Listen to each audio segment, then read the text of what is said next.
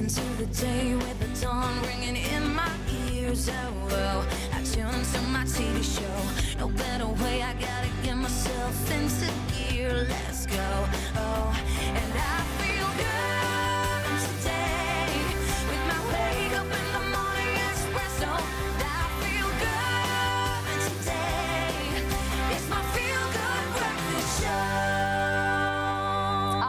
Very good morning to you. This is your Feel Good Breakfast Show, Expresso on S3. Good morning, Jamie. You're looking fabulous. Thank you so much, Mrs. Zoe Brown. So good to be able to connect with you guys. Yes, it is finally Friday. Can we just take a breath? It's been a week. It's been a week, but it's finally here. And exhale. It's Friday, everybody, and that means Expresso is going to be traveling to another international destination. And this morning, we are going to be visiting Nigeria, Niger. There we go. Well, of course, we're going to take you through all the best places from where to shop, what to wear, and what to eat. And on this menu this morning that we have for you on your Feel Good Breakfast Show, we're going to tap into some Nigerian cuisine by making, some cheese akara. We're going to be making their famous jollof rice with boiled eggs and some shuku shuku. I almost feel like when you say shuku shuku, you almost have to do like a bit of a shimmy, like it's like a shuku shuku. Because, I mean, it's all about dancing then. Everything, the culture is so rich and just like a shuku shuku. And, of course, all these recipes will be available on our website, which is expressoshow.com. And then entertaining us this morning is Nigerian Afro-fusion artist Oxlade. So hop on board as we learn all that Nigeria has to offer, all the flavors, all the cuisine, all the cultures. It's going to be a show, a bumpy ride for the next 3 hours. But you just stay there. You just relax because it's Friday. We are going to oozy into the weekend. But someone who's looking also sexy this morning is Mr. G-Man himself. Ooh, Aren't you glad to see us this morning, G? I found my inner shuku shuku. I found it. Good morning. My name is Graham Richards. Indeed. Thank you so much for tuning in. So good to be connecting with you on a Friday. Indeed. And so cool to be transporting you across the world, loving our explorations on a Friday morning. And of course, today we are exploring Africa. We love it. We love our continent and we love the richness of the culture here. And Nigeria is one of the driving forces, I think, economically and otherwise. Certainly within the world of entertainment, we've seen that at this year's Grammys. So today we are going to continue to embrace this continent and we want you guys to tell us where you've been to in Africa and which neck of the woods you love the most. You can let us know on the Expresso Morning Show Facebook page. Start that conversation. Maybe share some pictures with us. Let us know what gems you've discovered on this beautiful continent of ours. I've done a bit of traveling, been lucky enough to be able to do that through the show, and I love it, man. Maybe even South Africa could be your favorite place, but we want you to take us on a flight of fancy this morning because that's where we are taking you. But right now, let's get those official duties underway with the news headlines. Thank you, Graham. I'll start with national news. President Cyril Ramaphosa says Transnet has a 100 billion rand plan to modernize the Durban port. This project is expected to create 180,000 jobs. He said the Transnet National Port Authority has already made significant progress in reducing delays in handling cargo and traffic congestion at the port, following concerns from the private sector. There are also plans to create more space for handling cargo containers and bulk cargo. The provisional government has earlier expressed concerns about plans to relocate the Transnet Port Authority headquarters to Ngogha Port in the Eastern Cape. And staying with local news, hundreds of residents in Kimberley and surrounding towns in the Northern Cape have marched to the office of the Premier, Zamani Saul, to express dissatisfaction with poor service delivery in the Sol Plaatje municipality. Now, the residents accuse the municipality of failing to solve problems such as the current water disruptions in the city and poor road infrastructure. Although a 500 million rand infrastructure investment plan for the municipality was announced last week, residents say they do not trust that the municipality will meet its obligations. And moving to news beyond our own borders, a Lesotho-based medicinal cannabis cultivator and manufacturer recently became the first African country able to legally export medical cannabis to the European Union. MG Health received the nod that their manufacturing processes are now officially aligned with the EU's good manufacturing practice standards. Fewer than 20 companies worldwide have been able to achieve this, and it means they can now also access global markets. It's a massive achievement for Lesotho's economy. At present, Germany is their largest medical cannabis patient-based market. And staying with news abroad, the late Duke of Edinburgh's 4 children, Prince Charles, Andrew, Edward and Princess Anne, as well as his grandsons, that's Prince William and Harry, will walk alongside the hearse to St. George's Chapel in Windsor tomorrow afternoon. Details of Prince Philip's ceremonial royal funeral were released by Buckingham Palace yesterday afternoon. Only 30 people will attend, with the Queen seated alone. Those attending will be mourning coats with medals or day dress, but will not don military uniforms. And next, some recent research appears to indicate that coffee isn't bad for you. Are you still hesitant about having that cup of coffee first thing in the mornings? Well, here's something that may help you decide. New research has found that drinking coffee is linked to a lower risk of heart failure. Results published recently in Circulation, that's the American Heart Association scientific journal, show a link between increasing coffee consumption and a reduced risk of heart failure over the long term. The findings help dispel the common belief that coffee is bad for you, but experts say that there's still so much to learn whether a cup of coffee can protect your heart health. The Framingham Heart Study found that elderly adults who drank any amount of caffeinated coffee saw a 43% reduction in death from coronary heart disease compared to non-coffee drinkers. But despite mounting evidence, experts warn that there are still too many other potential variables involved to say for sure that coffee can protect the health of your heart. Well, on that note, that's where I leave your morning headlines. Let's take a first look at your sport with Graham.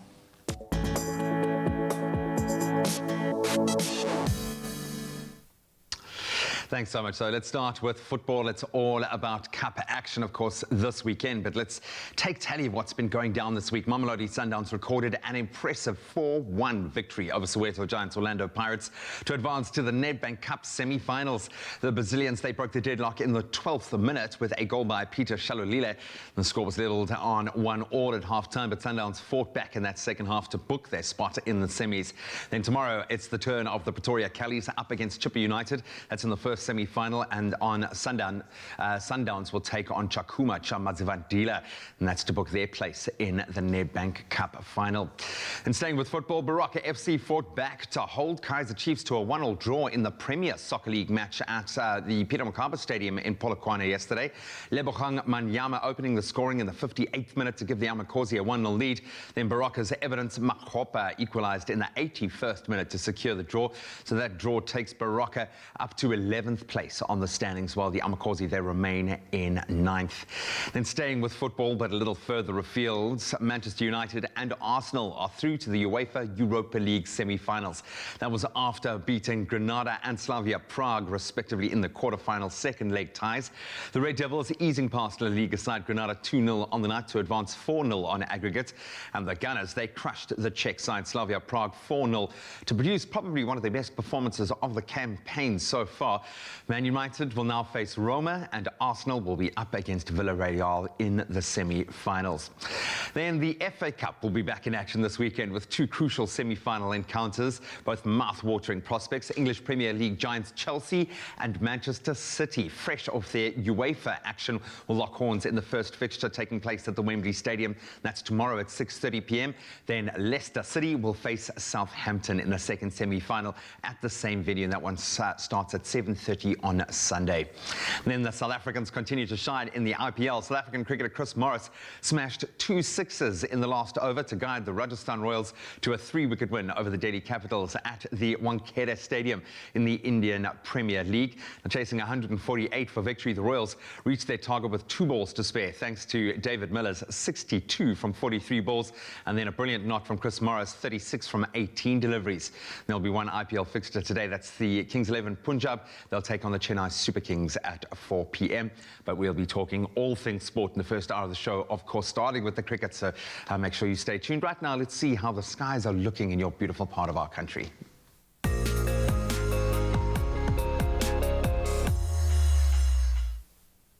And we have received so many gorgeous sunrise images this week. So thank you to all of our viewers that have taken the time to share those views with us. To start off our Friday morning, we have this great image from Grisham Madhan showing the sun rising over the ocean. That's on the one side, contrasted with the low-lying fog covering the ocean on the other. Jessica S. Moodley captured this picturesque morning, showing off the different hues in the sky as the sun begins to rise. Now, if you would like to see your photo featured during one of our sunrise segments, all you have to do is head on over to the Expresso Facebook page to share your photos with us. And don't forget to include your location so that we can provide you with a brief weather update for your area too. And if your sunrise snaps are prize winners, you could win one of those oh-so-chic Nespresso travel mugs each week for 5 weeks. And remember to post your pictures to the competition post on the Expresso's Facebook page with that important hashtag Nespresso Sunrise. Not to forget our growing international viewers tuning in via YouTube and the Africa channel. We are giving a brief weather update on the city of Abuja in Nigeria. Abuja is Nigeria's administrative and political capital. It is also a key capital on the African continent due to Nigeria's geopolitical influence in regional affairs. Today, if you are in Abuja and tuned into your Feel Good Breakfast show, expect a mostly sunny day, reaching a maximum of 34 degrees Celsius. Just a quick news update. The Department of Water and Sanitation said yesterday SA won't be short of water over the next 6 months. It says figures shows that most dams have sufficient water to see the country through the looming dry winter, provided water users stick to their saving practices in the next 6 months. Now, the average for SA dams this week is 86%. Dams in the Northern Cape and Gauteng are overflowing. Free States are also close to perfect, standing at 99.7%. Mpumalangas are at 88.7% and KZN are over 73%. The supply for the Western Cape has dropped by 51%, but dams supplying the Cape Metropole stand in at almost 80%. In the Eastern Cape, the water situation is in dire straits. Some reserves are at an all-time low. The Koga Dam is now only 5% full. 8 dams have less than 10%, with the Beervlei and the Bonkolo totally drained. Thus, the municipality has introduced restrictions to save the little water that's still left in the area. That's where we leave your news for now. Let's quickly look at your temperatures. If you're in Polokwane today, thunder showers can be expected with a high of 25. Mbumbela 10 reaching a high of 17. Partly cloudy in Pretoria today, 12's your low, 29 your high. Johannesburg 11, 27. Mahikeng 13, 31. Klerksdorp 11 reaching a high of 29. Kimberley 8 reaching a high of 27. Bloemfontein 6 with a high of 26. Rain is expected in Richards Bay, 15 with a high of 21. Pietermaritzburg 6 reaching a high of 20. Durban partly cloudy with a high of 22. Mthatha 4 with a high of 19. If you're in East London today, 13's your low, 19 your high. Partly cloudy conditions in Cradock with a high of 23. Gqeberha 12 reaching a high of 21. Rain is expected in George with a high of 21. Cape Town sunny, 16 reaching a high of 26. Worcester 15 with a high of 32 for today. Sutherland 7, 25 and Uppington 16 with a high of 34 degrees Celsius. That's where I leave your weather for now. Another update coming your way shortly after 7. I'm just finishing off the last few touches of my duck, and voila, everybody. Of course, it is Friday, and I've decided to reinstate the hashtag Duck Friday. As you can see, I've just finished off the look. I've chosen this abstract scarf as a duck, and I just love, how the purple complements the orange knit that I have going on. But let's find out what the fashion and beauty editor, Knox Mafu, actually thinks of this entire look. A very good morning, Knox. Morning. Happy Friday. Happy Friday to you. No pressure. What do you think about the styling? So, I'm going on to? I love the look. I love what you've done because I think also, like you're saying, it's got really abstract, beautiful kind of lilac colors that bring out really the complements of the orange and a very casual look with the jean, which is great. But I knew it when Knox is here. She always looks at, but Jamie, I can actually elevate this look. exactly. I think we want to get you ready for the weekend and also just get you warm and comfortable. So I think I want to really try this luxe wool coat. And this is what I love about this. It's really soft to the touch. So similar to what you're wearing now, this is a great compliment and it layers really, really well. So if you would give me the honor of trying it on. So you could wear this over the shoulder if you wanted to, if you were on the move. But I think for a day like this, a more practical look is great, and the doek. So if you give me a final, you look great. My doek is actually falling off. Let me just get but that it's in. comfortable. There we go. Oh, yes. Exactly. And so there we have a smart casual look that's been elevated quite quickly. So we had it before with the sweat, which is great. But now we've given it a bit of a casual cool, and you're probably the softest person in the studio right now because if you feel this and that, it's really, really great. Actually physically soft. Soft, yeah. If anybody wanted to recreate this look for the weekend, what tips would you give them? So I think it's always to pair. So if you want to play with the doek look, which is always great, perfect for if you're having a bad hair day, but also great if you just want to enjoy like the ability to add more height to your outfit. So I'd always say complement it with something that is probably tighter at the top with a relaxed jean, and then something dynamic like a coat or a puffer jacket that we spoke about earlier this week. But it's always to look at small, tight, and then big with performance, and of course the volume, which is the centerpiece of the outfit. And talk about this coat as well, because again, we spoke about the feel, but the color also complements so well. So people want to play around with the colors with regards to the coat, right? Absolutely. I think it's important to get yourself the classic kind of colors. So I love this kind of neutral brown because you could wear it with everything. You could wear it with bright colors, with more kind of muted colors, so it's great. But I always think that if you're going to get yourself a coat, get yourself the classic colors, the grays, the neutrals, the blacks. Those are always the staple pieces, and then you can have the pops of color, because then, like you've done now, you can really pair it with like a great top that's orange, and then the doek already complements it. Your makeup look again becomes an accessory. So if you've got a good standard coat, which is a neutral color, all the things that you're going to put inside, on top, and on your face then become the color and the pop of joy. So now I'm not mad. I'm not mad that you came in. I'm not mad that you elevated my look. Again, thank you. Happy Friday to you. Hope you have a beautiful weekend. Thank you. You too. There you go. I'm ready to jet off to a beautiful destination for the weekend. Now you can shop this look and more at Woolworths, and this is available in store, online, or on the Woolworths app. Oh, you can make my day.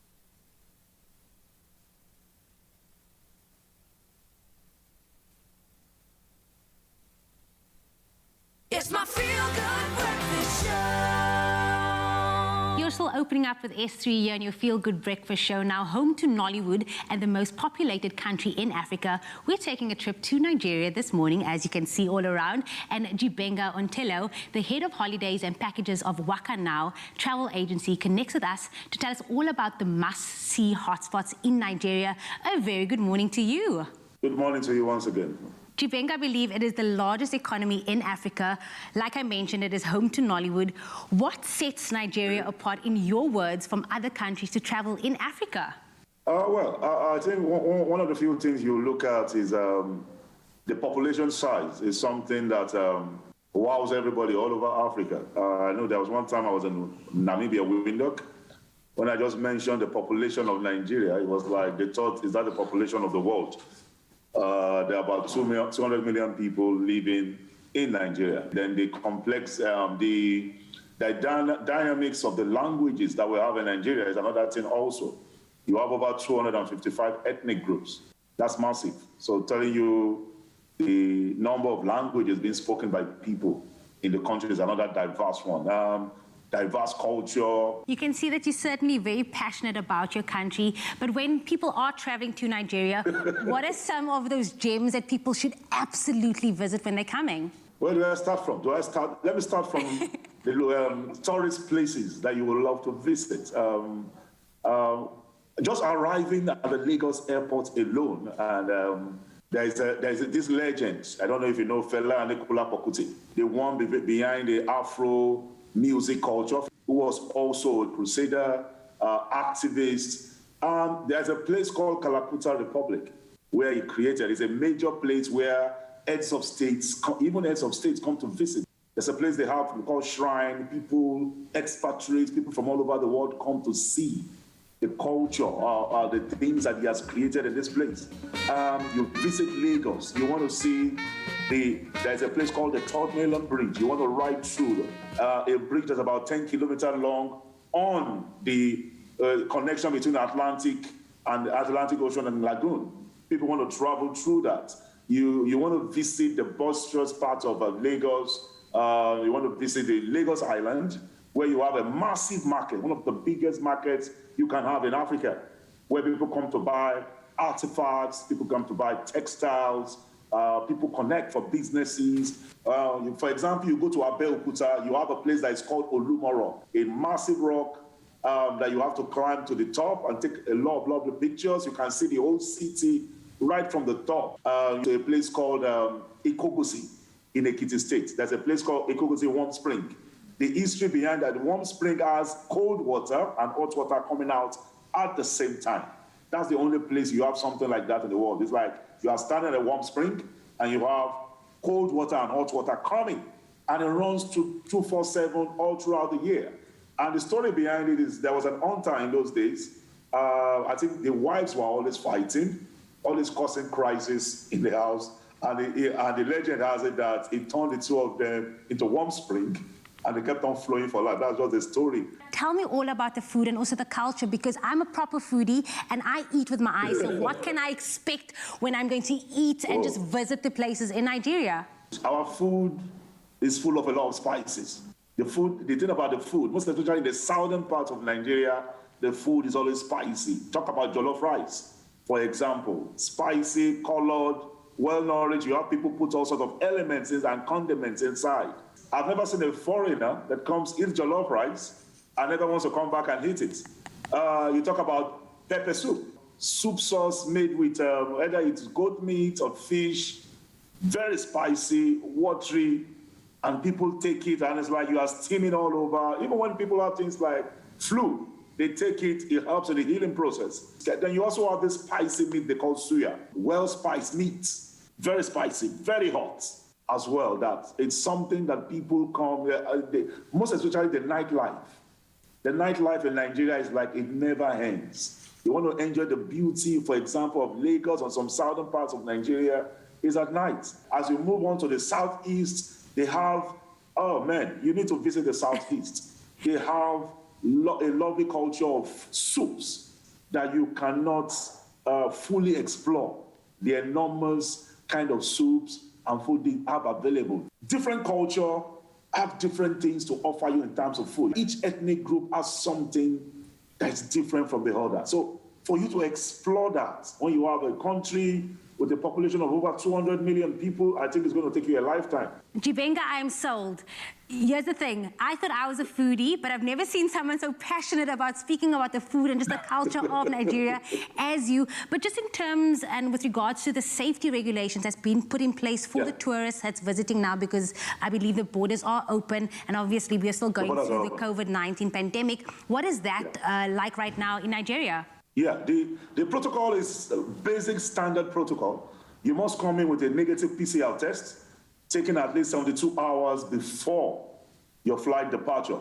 Then you must also have paid for your repeat test. After 7 days, you take a repeat test to show that, okay, you don't have any infection. So now you easily move around, do all the things you want to do, applying, wearing your face mask in public, and any office or joint you want to enter, you must have your face mask on, and you must also apply yourself to social distancing protocol. So the basic regulation, and I think you'll be fine. Jibenga, I can see just how excited and how passionate you are once again for your beloved country. The borders are open and I'm definitely coming to visit soon, so you better host me, okay? We're hosting you. Once you come in, we host you. Just let us know. Thank you so much. Man, it's been so good to look inward this morning to our very own African countries, our own gems right under our nose. We're talking about Nigeria, and if you haven't made a visit, perhaps you should. Thank you so much for that one, Jamie. Now, let's get into some linguistics. And while Nigeria's official national language is English, get this, there are over 525 different languages spoken in the country with a population of a massive 201 million people. That is crazy.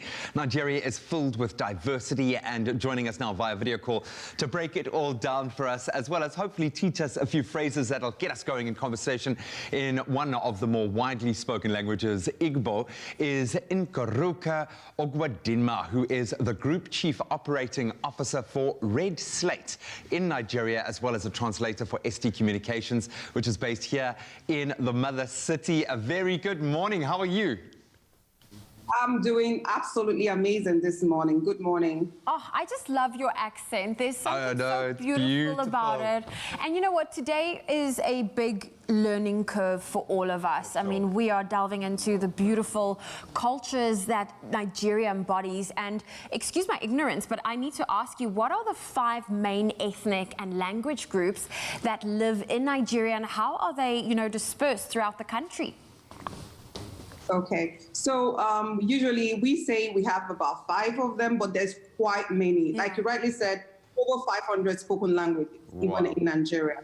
So we have the first 3 are the major ones, and then the other ones came out of these first 3, and they're usually described as Wazobia. So that's your Hausa, Yoruba, Igbo, and you have your Ijo and Fulani. So for Hausa, they are from the northern and the northwest region ethnic group.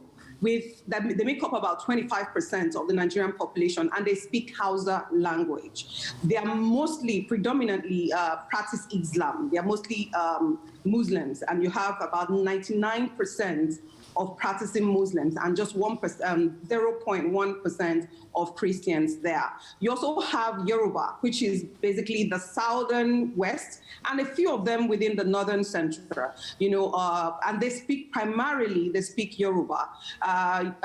Yoruba also constitute about 21% of the Nigerian population. Primarily, again, they are split, almost half and half. A lot of them practice Islam, and some also practice Christianity. And just a minute, you know, of still practice the traditional or ancestral traditional religion and beliefs, such as your Songo, that's the god of thunder and lightning, Ogun, god of iron and god of war. You also have the Igbos. Igbos are primarily at the southeastern part of the country. Primarily, they all speak Igbo language, and mostly Christians. That's what you also see. The Igbos constitute about 18% of the entire population of Nigeria. So when you then go down, you begin to see your Ijo, Ijaw is also in the south, which we call the Niger Delta group and all of that. And then you also have the Fulani, which is within the northern region as well. And then there are others, but these are the 5 major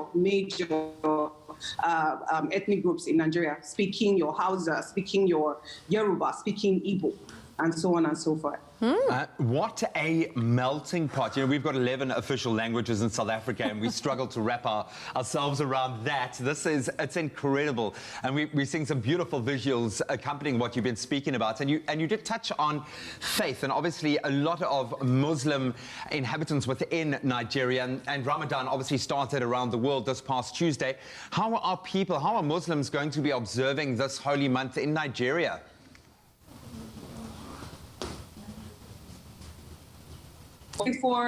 For the Muslims, Ramadan is actually, and is quite relative in terms of lifestyle and how people want to take it. Generally speaking, people are using this opportunity to get closer to God by spending more time reading the most popular book, which is known as the Quran, as opposed to listening to music, as opposed to spending time on the social media. They spend more time in prayer, reducing every form of distraction, sending what we call the Ramadan packs, to families and giving more to people. So I would say, because I have quite a lot of friends who practice Islam and are seriously taking their fasting period of Ramadan during this Ramadan very, very important. It is a time of reflection. It is a time of connection to God, and it is a time of studying and getting to know God even better, and also helping and giving alms to people. Yeah, we're seeing that exact same spirit being embodied here in South Africa, and we certainly wish all of our Muslim viewers right now who are connecting with us well on that journey of reflection and self-discovery. So we've got some phrases down here that we're hoping you can teach us. We're both crying about the fact that we are terrible at foreign languages and linguistics, so we're hoping that you can help us improve our conversational language ability just a little bit. So we've got some phrases here that we're hoping you can teach us on the fly, and we're going to start with this one. Okay, we're going to start with hello, how are you? Hello, ndewo, kedu ka ị mere? Ndewo, kedu ka ị mere? Ndewo is hello. Ndewo. Kedu ka ị mere? Kedu. Kedu ki imer. Okay, I think I've got that. What is your name? My name is... How do we say Fantastic. What is your name is Gini Buahagi. Gini Buagi. Gini Buahagi. Don't laugh. Come on. Gini Buagi. I love that. Let's round off with one more. I only speak a little Igbo. Namasu Igbo Obere. Anamasu Ibu Obere. I love it. Thank you so much. I'm going to go home. I'm going to study these. I'm going to come to Nigeria. I'm going to find you, and I'm going to ask you how you are. I absolutely love the fact that you are so proud about your beautiful country. Thank you so much for sharing a bit of that passion with us this morning. We really appreciate it. Thank you so much as well. Great. Appreciate it. All right.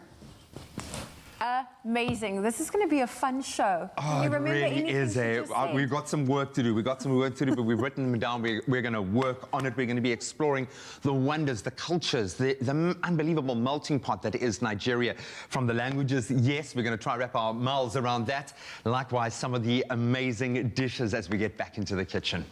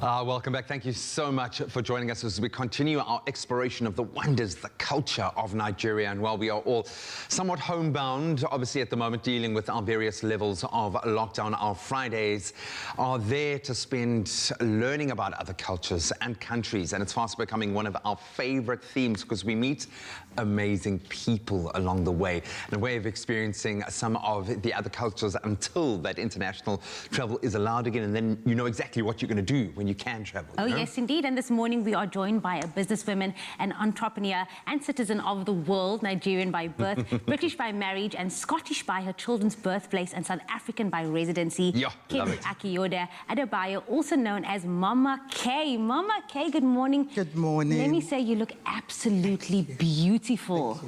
This whole time I've been thinking, what is your accent going to sound like? It's all mixed up, totally mixed up. It's gorgeous. We love it. You look beautiful this morning. You. Thank you so much for coming to spread your love of the country. You call yourself a citizen of the world, and boy, hasn't the experience of the last year and a half with what's been going on with COVID made us feel like a global village now. I think we're probably more connected now than we ever have been before. But why do you consider yourself a global citizen? What does that mean? For me personally, because I've lived in different countries and I've experienced different countries, and the fact that I love people and I see people the same. And, you know, I've lived in various nations, Lagos, UK, and America, and here. Wow. So I consider myself as a world citizen. Wherever I find myself is home. But you love South Africa the most. Oh, I love the most. Well, I now call South Africa my third home. Okay, Yeah. we'll take it. I'll take it. We'll I'll take thank it. it. Yeah. I want to speak about you living in Nigeria. Obviously, I believe you were born and raised in the city of Lagos. Tell us Correct. about living in Nigeria and what that experience was like. Wow. You have to be a hustler to live in Lagos. Lagos is the city of wisdom. I loved living in Lagos, and, you know, we're all born to wake up and just be in the survival kind of mood. And, you know, in Lagos never sleeps. You hustle. Yeah, you hustle. You can't be slow. You know, even if you're a slow person, you really can't be slow. Everything is kind of up and going, you know, all the time. And Lagos is full of a lot of entrepreneurs. You're either born into it, or you know somebody in it, or you learn from it, or you grow in the business. And it's fun, even with all the troubles, you know, that we have in Lagos. Like in most homes, you have your own kind of, your own local government. So, although saying that South Africa too is having that problem with electricity. So you have your generator, you have your borehole, you have, you know, all those things. So when I came here and I found, oh, light was always on. This is not Africa. You know, this was not what I was Preach used it, to. man. Preach it. Yeah, but now though, you know, I'm beginning to say, oh, okay. Yeah, You know, we're a card-carrying member So of Lagos is fun. It's a fun place. We love parties in Lagos, so we're always having parties. Leading the way in terms of global music, the influence of Nigerian musicians at the moment, we saw it at the Grammys, and fashion. It's a hotbed of fashion, creativity, and obviously something that you are very passionate about. Can you talk us through some of the traditions in Nigerian fashion? Well, our fashion, as you see, is colorful, bright, vibrant, and we're all about, even with all the problems we have, you know, in Nigeria, once you wear your clothes and you feel good, you know, we are about exhibiting and promoting a culture, you know, everywhere. So we have this, which is what I'm wearing, and then we have various other kind of materials, you know, here, which I could, you know, try on you later. But we've actually exported our fashion to other African countries now. You know, we're in West Africa, but let me leave West Africa because we're always competing with each other, especially our Ghanaian neighbors. I was going to say, yeah, we always say, no, we got this first, we got that first. So, but now in East Africa, in Kenya, and so on, you have a lot of women wearing the gele, which is a tie that the gele. We call it gele in my language, which is Yoruba. So they're wearing the gele, and then you have where we combine this, you know, into local fabric. We have so much fabric, from Akara to tie and dye. I'm actually from the city where tie and dye is normally made. Okay. So, you know, fashion is something that we've take everywhere. And me living in the UK, I took, even though it was cold, I used to wear my clothes all the time. Really? I love And it was a conversation starter. Exactly. Definitely, Yeah. definitely. Well, it started our conversation this morning because you really do look gorgeous. Thank you for bringing us just a little taste of your culture. And what I love is how proud Nigerians are of Nigeria. That's something as South Africans we can certainly tap into and relate to. So thank you so much for sharing that passion with us as well. So good to have you in studio, and hopefully you are picking up some gems as well. I know there are a lot of Ghanaian fashionistas out there that are burning right now, but Nigeria is in the hot seat today. And rightfully so, because there's so much to see and to explore in Nigeria, but there's also so much more to eat, and we have a mouth-watering dish coming up for you with Mama K. Clover Cheese is for those who love life, where everything falls into place and melts away our cares, adding joy and stretching our imagination. Clover, for the love of cheese. Made with love by Clover. Okay, well, we did promise you a mouth-watering dish. It is your feel-good breakfast show, and speaking of breakfast, one of the staple morning snacks in Nigeria is Akara, also known as bean cakes. It's made of pureed beans, but to level things up, we're going to level things up a little bit here on your feel-good breakfast show by adding some Clover cheese. Now, social entrepreneur and caterer Mama K is now with me in the kitchen. It is so lovely having you here with us It's today. a pleasure. No. Oh, and I can't wait to try this amazing dish that we're about to make. How often do you make it at home? Not as often as I would love to at the moment, Okay. but you know, when in Nigeria, I make it often because Okay. it's a dish that my husband loves. Okay, so this is Akara. So you're going to take us through this process. Okay. What have we got over there? Right, this is black-eyed beans. You know, although we use this one, which is Okay. a local one in Nigeria, is a brown beans or honey beans, but it's similar to the black-eyed beans. So Okay. you soak it in hot water, and then you take off the skin, you rub it, and take off the skin. And then what you now do, basically, is you add the red pepper. Okay. You know, can I continue? You can to go for Okay, it. I'll Yes, keep I'm very going. interested. So you add the red caps, the onions, and you add your pepper. A little bit of- I know I heard earlier on some people speaking about chili. In Chili? Nigeria, we love chili. Okay, so you like but saying spicy that food. we love spicy food. But I'm not into chili per se, but you can always adapt your chili to suit yourself. Then you add the water. Make sure it's not too much water, you know, because the beans itself has a lot of water in it. And then we're going to blend. I can do that for Okay, you. thank you. And then what we're going to do, because like you said, this is an adaptation. Yes. We're going to blend that, and we're going to mix it and add flour There we onto it, an egg. The egg is actually to get it to rise. Okay. That's the Just gonna beauty mix of our it, yes. liquid. I can add a little bit of water, but I need to just make sure Let's there's not see. too much water. Let me put this on. Okay, it's on already. What I'll start doing, perfect. What I'll start doing while you're doing that, I'll start mixing the egg. Normally as well, you know, in the home, you don't really need to add the egg and the flour. Okay. But, you know, if you want and you're cooking for commercial, then you want to add as much, you know, of this, you know, to get things going. Then the baking powder. Okay. And that's to make it, you know, right. Then a little bit of salt. And then little if you, pinch. is it blended? Is that smooth enough for you? Should I go a little bit more? A little bit more. A Just little bit more. a little Of bit more. course. And then we're going to whisk it. I'm just getting this ready. There we go. And then we're going to whisk. Smooth it up. Now, Mama K, I heard your global status of all the places you've been, with all the places, you know, that you've lived in. How often do you get to go, okay, despite the pandemic, how often would you usually go back home to Nigeria? I actually live between 3 cities, I say. Okay. So I live in Cape Town, I live in Lagos, and I live in Nigeria. Oh. Because I run my mother's school in Nigeria, And that school's been going on for over 34 years. Then in London, I live there as well because my sons work there. So I go often. Okay. But the COVID now, at the moment, sadly, I haven't been able to. Oh, I can imagine. So, yes. They're probably burning to see their mom. So, yeah. So every 3 months, I'm away. Okay. Exactly. So you mentioned this is your husband's favorite. How do your sons feel about it? They love it as well. But their favorite is what we call plantain. Okay. Which is like banana.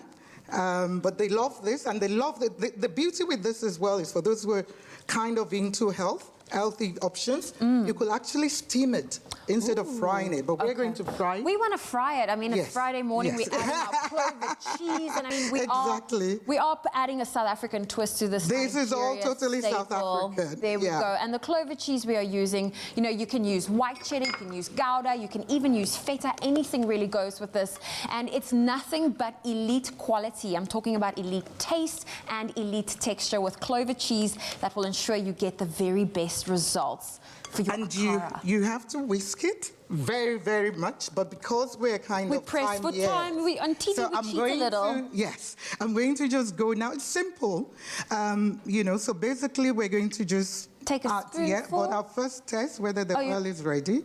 So you can adjust the temperature over there. Our stove is on. Yes. There we go. So you'll just put little dumplings, little dollops Correct. in. Yeah, There we into go. like fritters.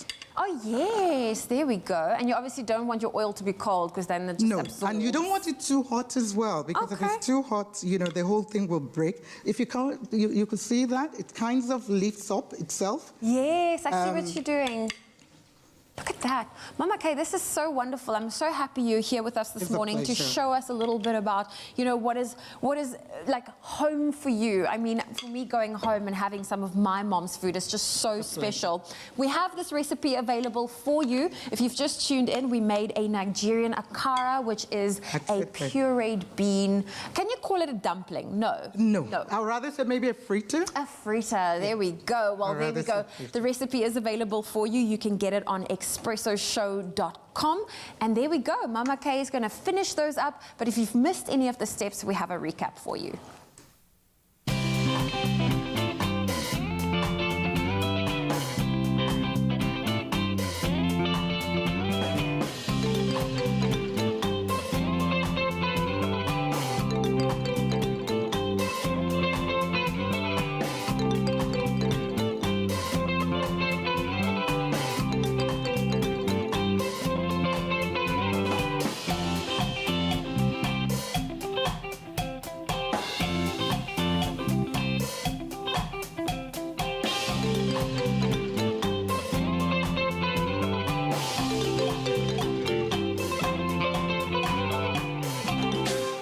Made with love by Clover. Clover Cheese is for those who love life, where everything falls into place and melts away our cares, adding joy and stretching our imagination. Clover, for the love of cheese. Made with love by Clover.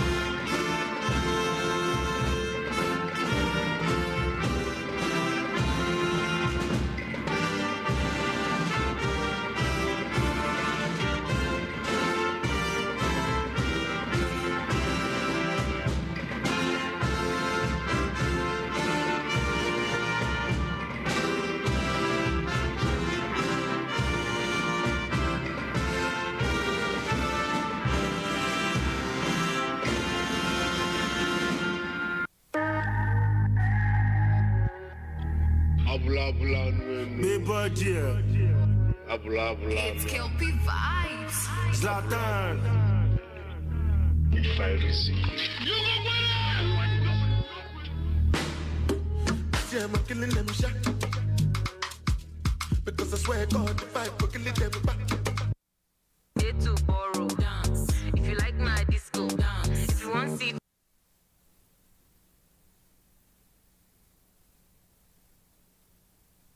It's my feel-good breakfast show. Welcome back.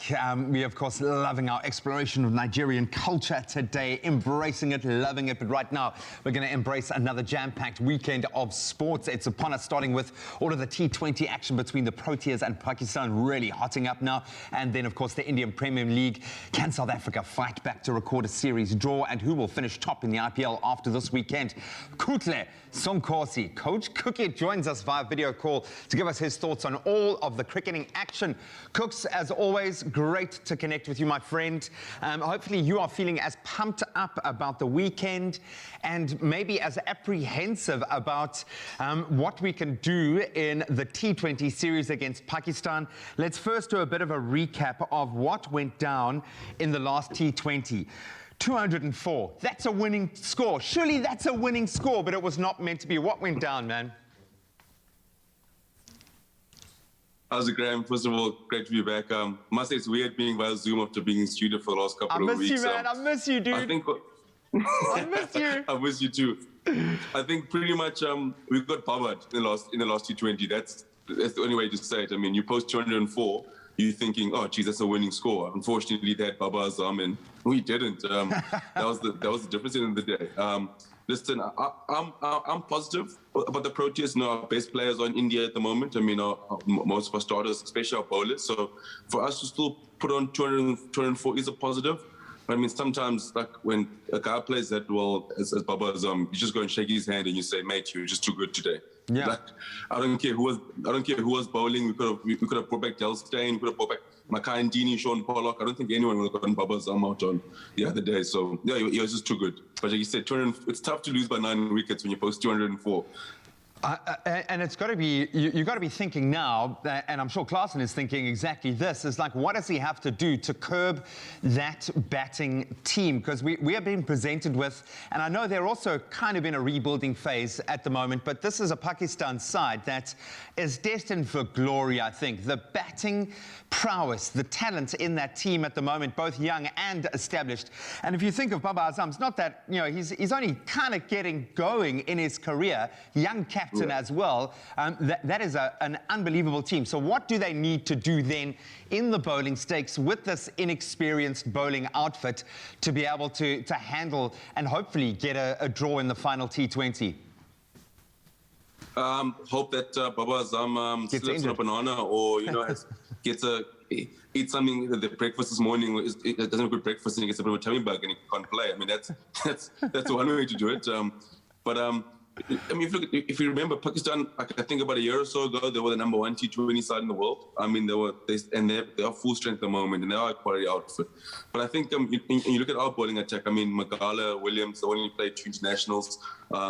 Only Shams is probably the experienced one there. But it would be nice to see Pitlikwai getting a bowl as well. I think we're missing him with the ball. I think he hasn't bowled much the last couple of games, so it'd be great to see him with the ball. But like I said, for us, it's a massive learning curve for the youngsters, a massive learning curve for Klaasen as well. But listen, we need to find a way to get Baba out. I think that in the last T20, we managed to get through the lineup, and the second last one, the one we won. So if we can get some early wickets, then it's game on.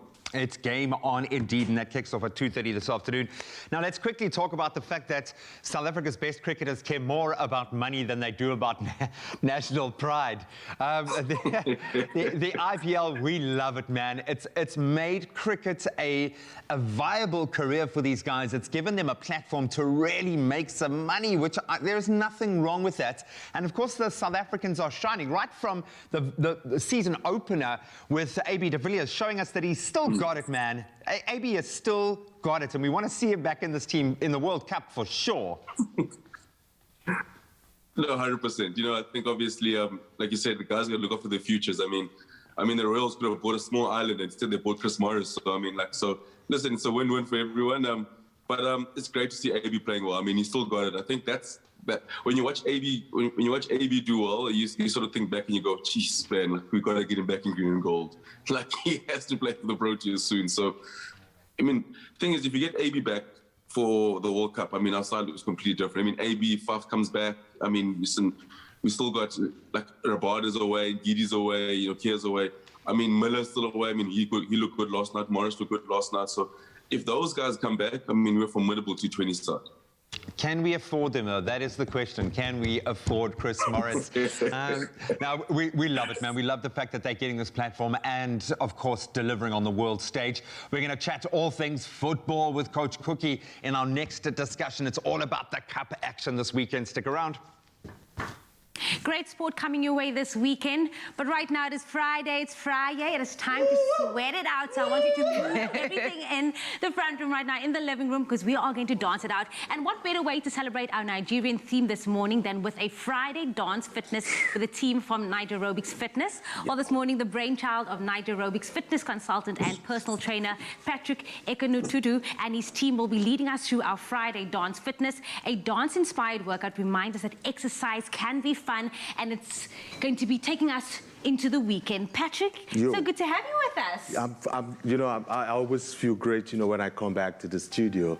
I'm blessed to be here. So, yeah, what's up? You're going to be taking us through a dance-inspired workout today. What can we expect? Because I know when I see it on TV and when I see you on social media, it's all about the hips. It's all about shaking what your mama gave you, right? What I mean. Yeah, so basically, the dance workout for today is titled Ijorobics. So Ijorobics is just a dance power workout, which I produce my own soundtrack, but today I'm not using one because everything was just in a rush. But I promise I'm still going to give you guys the best dance workout for today. And yeah, that's all we have today. Let's start. Let's get into it. So we're going to play the music and we're just going to follow along. So I just want to take you guys to Bebodier. You know what Bebodier means? Lift yourself up, and feel good, Lift yourself up. Mzansi, you're going to follow along with us. Patrick and the Nigerobics team is here to start your Friday. All right, so we're going to start from rowing. Now let's go. Hey, move those hips. Hey, 3, 2, now take it back. Hey. Yebo. Yebo. Hey. And go. Hey. 3. And change. Hey. Hey. Are you ready to change? We are ready. And go. Follow along. And let's cross down.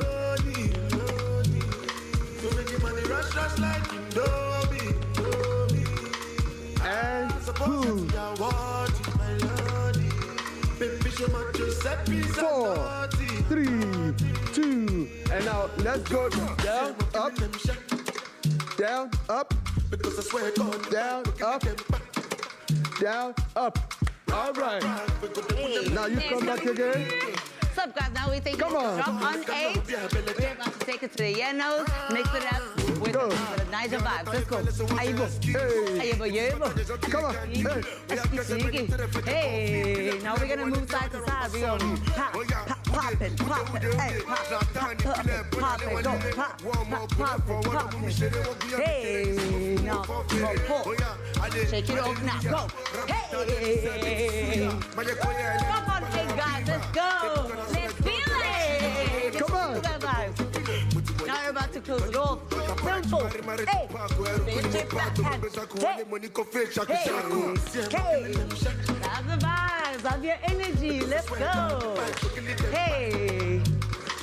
Another round. Okay, so piano. Yeah. That's how we move. Come on, guys. This is drop on 8. What it do? Hey. Move to the side. And pop. Hey, pop, hey, shake it off.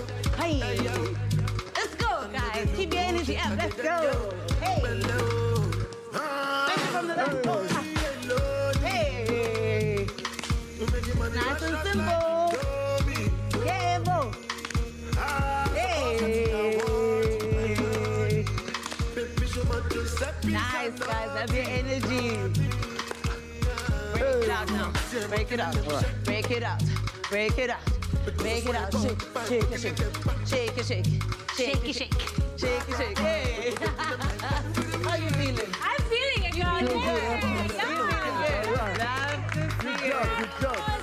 you. So For the much, team from Night Aerobics, also drop of 8 coming through for your Friday dance workout. The entire show is themed with Nigeria, so you want to stick around right here on your Feel Good Breakfast show. But there was some moves. Well, Nice. we try. And Let us also know want if to there's say a morning thank show, you. SABC3, what you thought of that performance. Yeah.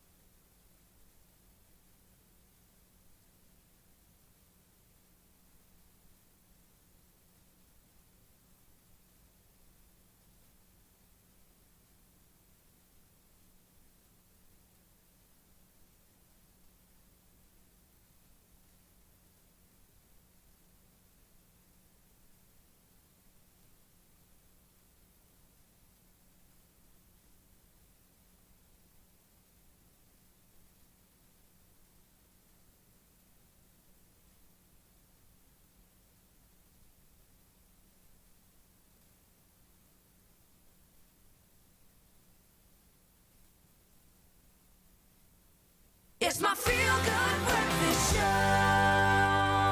Welcome back. You're still live with Expresso, a Friday edition. We've danced, we've eaten, we've sung. We are loving our exploration of Nigeria this morning. Hopefully you have hopped along for the ride, but right now, let's enter into the second hour of the show and get our official duties underway again with those news headlines. Thank you, Graham. It's 2 minutes after 7. Let's start with your national headlines. The government has gazetted new rules for domestic workers in SA, which will see them covered under the Compensation for Occupational Injuries and Diseases Act. The changes, officially introduced in March, confirm that domestic workers are now covered under the Act for illness or injury sustained at work. The compensation payable to domestic workers for occupational injuries and diseases is the same as to all other injured employees.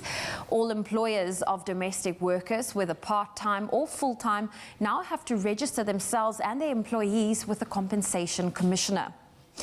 And staying with local news, President Cyril Ramaphosa says Transnet has a 100 billion rand plan to modernize the Durban port.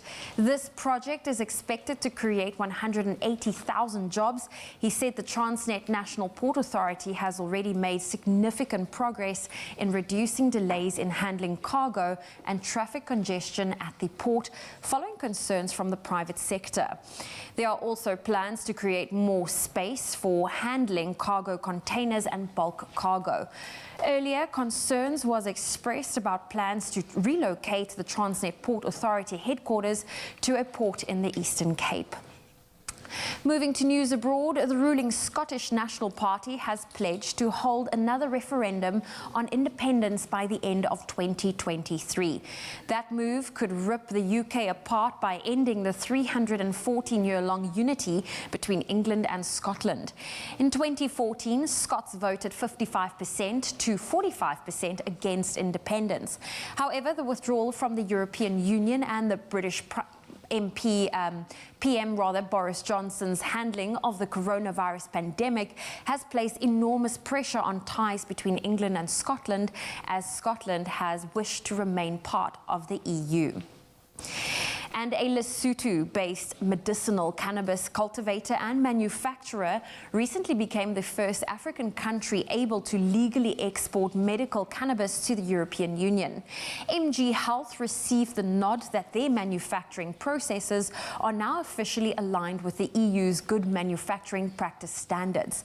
Fewer than 20 companies worldwide have been able to achieve this, and it means they can now also access global markets. It's a massive achievement for Lesotho's economy. And next, a heartwarming tale involving the loyalty and love of a dog. Some days ago, the Garden Route SPCA was approached by an elderly woman, Mrs. Maliso, who wished to surrender her dog simply because she could no longer financially provide care for her beloved Whiskey needed.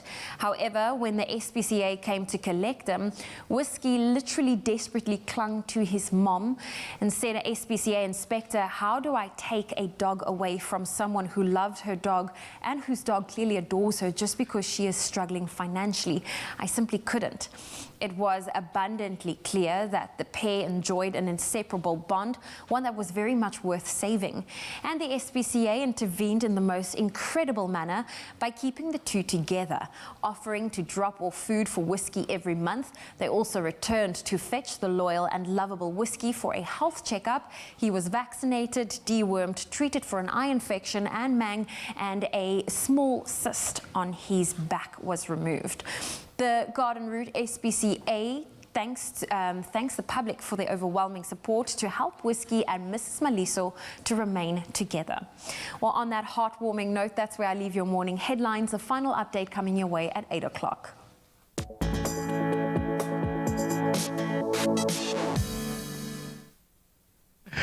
Let's start with football this morning. Mamelodi Sundowns recorded a very impressive 4-1 victory over Soweto Giants Orlando Pirates to advance to the Nedbank Cup semi-finals. The Brazilians broke the deadlock as early as the 12th minute with a goal by Peter Shalolile.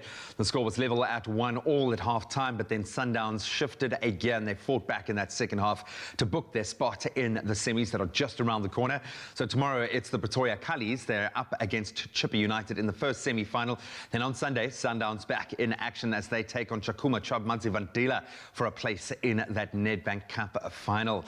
Then staying with football news locally, Baroka FC fought back to hold Kaizer Chiefs to a 1-1 draw, much needed draw in the Premier Soccer League at match playing out at the Peter Mokaba Stadium in Polokwane yesterday. Lebohong Manyama opening the scoring in the 58th minute to give the Amakosi a 1-0 lead, but Baroka's Evidence Makhopa, he equalised in the 81st minute to secure the draw. That draw now takes Baroka up to 11th place on the standings, while Amakosi, they remain in 9th. And staying with footballing action this week, Manchester United and Arsenal are now through to the UEFA Europa League semi-finals. That was after beating Granada and Slavia Prague, respectively, in their quarter-final second-leg ties last night. The Red Devils easing past La Liga's side Granada 2-0 on the night to advance on a 4-0 aggregate. And then the Gunners, they crushed Czech side Slavia Prague 4-0 to produce probably one of their best performances of the campaign so far. So now Man United will face Roma and the Gunners will be up against Villarreal in the semi-finals. Then the FA Cup shifts a gear this weekend as well. Back in action this weekend with two crucial semi-final encounters and mouth-watering fixtures at that. English Premier League giants Chelsea and Manchester City, fresh off the UEFA Champions League victories this week, will lock horns in the first fixture taking place at the Wembley Stadium tomorrow, and that kicks off at 6:30 p.m. Then Leicester City will face Southampton in that second semi-final at the same venue, of course, and that's on Sunday at 7:30. Now turning to cricket, South African cricketer Chris Morris, most expensive player in the IPL, in fact, smashed 2 sixes in the last over to guide Rajasthan Royals to a 3-wicket win over Delhi Capitals. That was at the Wankhede Stadium in the Indian Premier League. Chasing 148 for victory, the Royals reached their target with 2 balls to spare, thanks to David Miller's 62 from just 43 balls, and then Chris Morris weighing in with a 36 from 18 deliveries. There'll be one IPL fixture to look out for today as the Punjab Kings take on the Chennai Super Kings at 4 p.m. That's where we leave our sport for now. We're going to delve into all of that football cup action in just a moment with Coach Cookie, so stick around right now. Let's take a look at some of your sunrise pictures.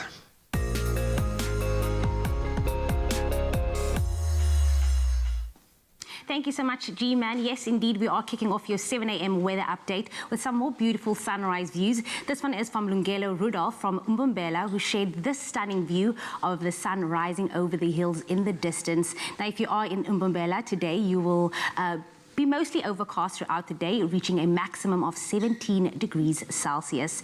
Another one coming through from Nikki Besadenhout, who shared her morning view from Mossel Bay, showing off these orange and blue hues scattered across the sky.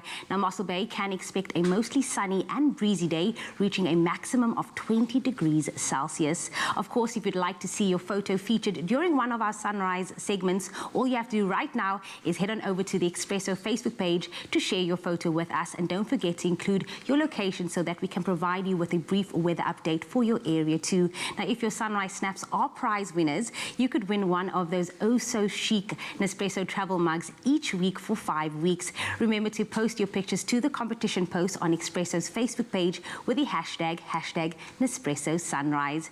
Now, not to forget our growing international viewers that is tuned in via YouTube and the Africa channel. We are giving a brief weather update on the city of Lagos, Nigeria. Now, Lagos is the largest city in Africa and is a major financial center for all of Africa. It is also the economic hub of Lagos State. And if you are in Lagos today, you can expect times of sun and some thunder showers, specifically later in the day. And your maximum for the day ahead will be 32 degrees Celsius. So drink lots of water. Now, in other news as well, the Duke of Cambridge has urged banks to invest in nature to help combat a global climate change. Now, speaking at an IMF and World Bank meeting, Prince William said protecting nature continued to play only a small part in combating a global warming. He said, and I quote, "We must invest in nature through reforestation, sustainable agriculture, and supporting healthy oceans, because doing so is one of the most cost-effective and also impactful ways of tackling climate change."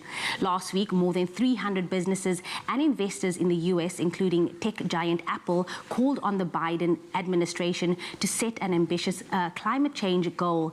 Now, this would cut US greenhouse gas emissions by at least 50% below 2005 levels by 2030. This target is nearly double America's previous commitment to emissions reduction. And that's where we leave that update. Here is a second look at the temperatures for today. We kick it off with Polokwane. Do expect some thunder showers coming your way with a low of 9, peaking at 25 today. Umbumbela for you, it is a low of 10 and a high of 17. Pretoria, expect a minimum of 12 and a maximum of 29, and then Johannesburg 11-27.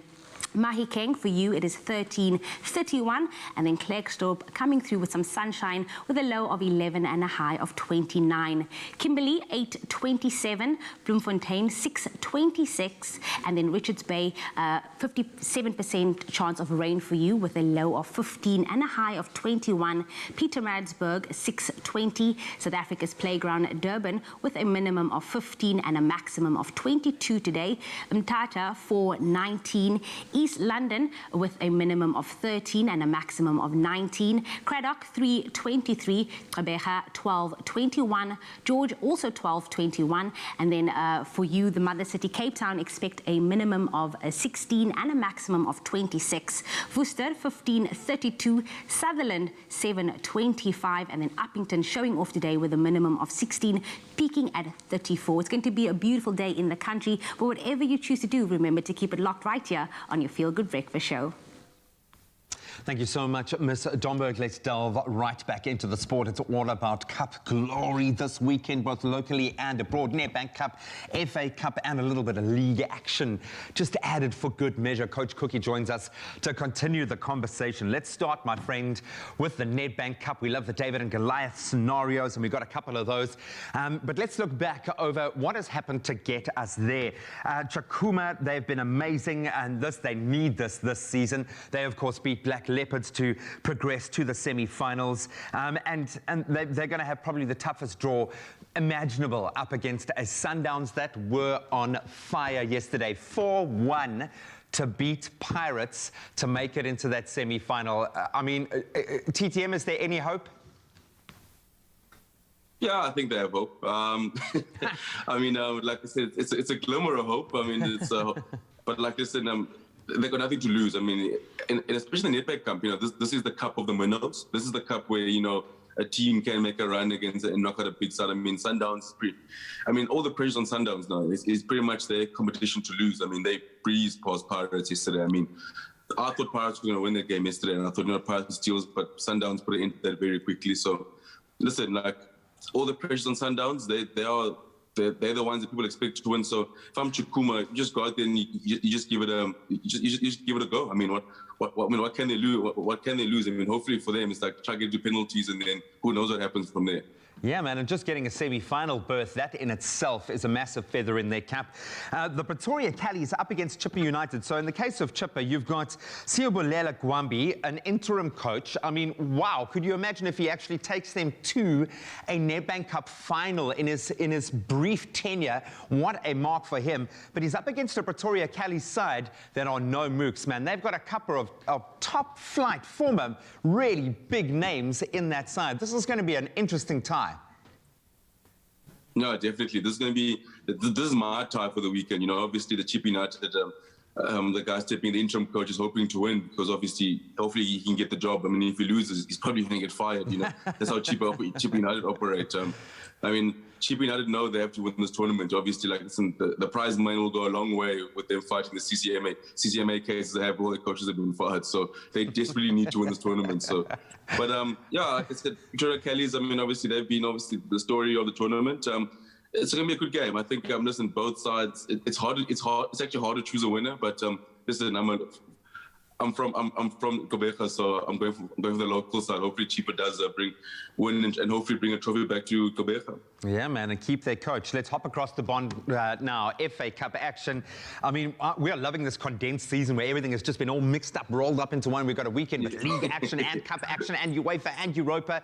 But what UEFA has done is put two teams in the English Premier League in unbelievable form, now set against each other in the form of, okay, yes, a mediocre Chelsea side up against a superb Manchester City side. Now, for once, I'm going to try and take off that hat, and I'm going to say Chelsea are playing some beautiful football.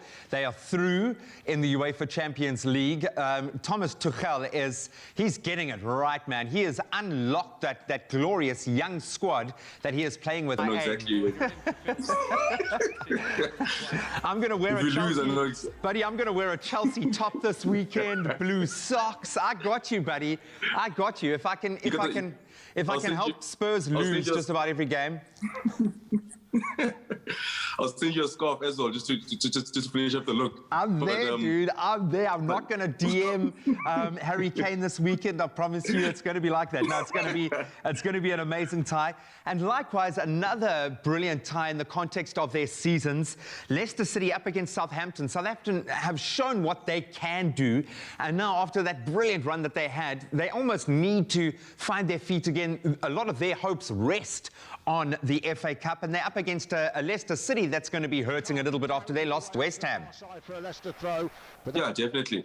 I mean, if you look at Leicester City, for example, like an FA Cup win for them would be with neither side, like Chelsea and Man City, like don't want to face either side in the final, because they're dangerous sides, especially Southampton, like they can come back to bite any side. So I'm looking forward to that game, and listen, both sides, they're well in the Premier League, so yeah, they want to show their class. Yeah, man, and they've got a point to prove. And then, of course, the Premier League does continue. Everton up against Tottenham Hotspur. We've got Newcastle United fighting for survival against a West Ham team that's already in a Champions League berth. And, of course, the Gunners up against Fulham, who are also fighting. And then a Man United team that are riding high after their progression in the Europa League, and of course a victory over Spurs last week, a really good performance up against Burnley. But that's our footy taken care of. Go and make it Cup glory this weekend. Coach Cookie, we love you, my brother. Go and enjoy all of the footy action. Thanks, Graham. Appreciate it. A good one. And I promise you, I'm not really going to wear a Chelsea top this weekend. No.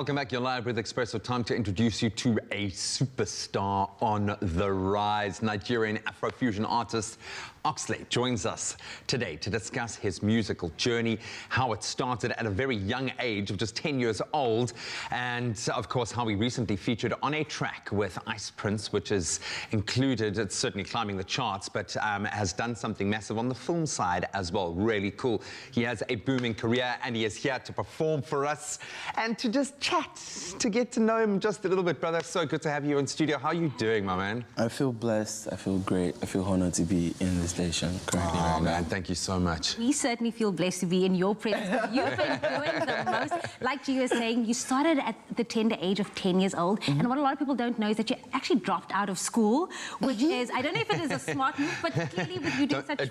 It was the right move. I mean, it gave me more time to harness my talent, so like, I mean, it's a blessing in disguise regardless.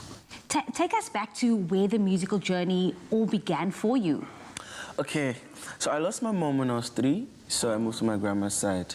And my grandma is a church woman. She used to be, she's still a deaconess, so she used to take me to the church. And when I was 3, I used to crawl to the, to the drums, and I used to bang it when they are doing their meeting, and they're like, "Come on, carry your grandson, come on, carry your..." It's just stopping us. So I always had the passion for music from a tender age, from the morning devotions to singing in the choir groups to children's choir, teens choir. So literally, music has always been part of me. So when I decided to take it professional, it was like I was living my dream. I was enjoying myself and getting paid for it. Yeah, man, and now it's clicking. Now I think your time has arrived. Amen. You're getting the kind of recognition. Yes, you want commercial success, but people need to know who you are, and they need to love your music, and people are loving it. If we talk about your second EP, Oxygen, what was the motivation behind that song? Oxygen is a project I put out from pain. I mean, I just got over my ex-girlfriend, and literally every song on that project was inspired by her. So it was like Oxygen is a gin, is a part of Oxlade, so it's Oxy, then gin. I hope she's watching right now. I mean, big shout out to her though. She because of her, I got, You got the 100%, man. But it's also because there are a lot of heartbroken people out there that can relate, man. They can connect. Yeah. Shout out to the ex-girlfriend, because you obviously stepped up the game even more, because you did a song with Tellerman, which actually featured on Coming to America. That is big. Talk us through that. I mean, Tellerman is like one of my favorite artists of all time. I mean, way back 2015, I used to hit him up like, "Yo, one day I'm going to make a song with you. I know you don't know me, I'm some boy from Nigeria, Lagos." And back then, he used to make soul music. And the side of Nigeria I come from is the streets, the slums. So the kind of songs they jam there are strip pop songs. They call them bedu. So it's like I'm not fit for that type of area. So I didn't get much recognition and acceptance like I should. But people like Tellerman, people like Clyde, they didn't make me give up on literally singing, because those people sing from their soul. So I mean, when his team finally hit me up last year, I was like, this bro doesn't even have an idea. It's like I'm into the hero, and not all heroes where it came. So no pressure, so though. because we just shot the video like a few days back, I had to show him the DM, like, yo, remember like 2015? And so he understands how deep and special that record is to me. I have a feeling the best is now to come. Like I said, I think you've unlocked it now and it's coming, but in the most difficult of times, obviously, during this COVID period, it's affected every single artist. We have chatted to guys who are sitting on the top tier in the US, and they are still having the same experience of life as us. What are you wanting to achieve right now? What are the goals that you've set for yourself? It sounds almost, I don't know how to put it, over-ambitious, but I hope to one day be one of the biggest, if not the biggest, Afrobeats exports from Africa to the world. Do it, man. Put it out there. Put it out there. So, I mean, with the grace of God and the right team and hard work, I mean, Buddy, you saw what happened at the Grammys this year, yeah. I mean, Africa is it now. Yeah. Africa is the new cool. I mean, the Grammy Award made us understand that nothing is impossible. You can get to anywhere you want to get to with your sound. All you need to be is confident about yourself. Certainly confident, because you did another collaboration with Prince Ice. That I I feel like I'm just People are name dropping loving right it. now. I feel like I'm just putting it out there, saying everything that you did. That is also massive. Talk us through that collaboration. First off, I have to say, when I got the Did you message, DM him as well? no. His was even more iconic because I used to mime his songs in secondary school. The Ole Coos. I used to mime to his songs in secondary school. So it was like from miming his songs to literally being on the same song with him. It's like a dream come true for me, and he's also a very, very real one. I mean, he encouraged me from the onset, and when it was time for us to make music, we kicked in, and thanks to God, the song is moving. It's climbing. It's moving well, It's climbing. I feel blessed, as always, to God, the Creator, because I am nothing without Him. I'm just a vessel. Your grandmother would be proud, man. Your grandmother would be so proud right now. But you seem like a wonderful human being apart from anything else. So we are so proud to have you in studio and so blessed to have you perform for us this morning. That is going to take our Friday into another level completely. But being a Friday, time to also connect with the box office. Mr. JP Sebastian is standing by.